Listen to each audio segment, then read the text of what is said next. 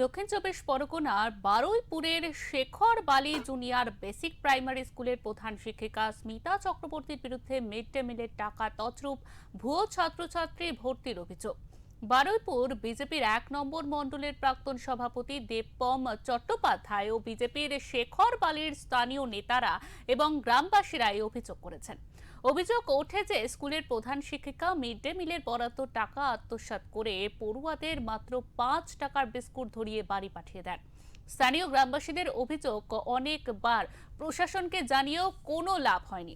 এদিকে প্রধান শিক্ষিকা জানিয়েছেন বিদ্যালয়ের একাধিক জিনিস প্রয়োজন ছিল, তাই বাধ্য হয়ে তারা মিড ডে মিলের টাকাতেই স্কুল সারিয়েছেন।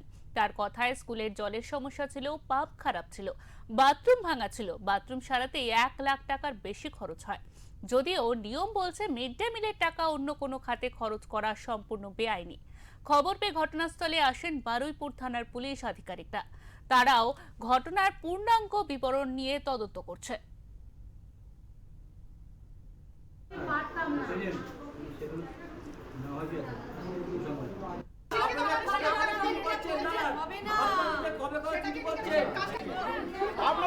দীর্ঘদিন ধরে দিদিমণি এই মিড ডে মিলের যে টাকা পয়সা এবং চাল ডাল ইত্যাদি নিয়ে তসরুপ করছে।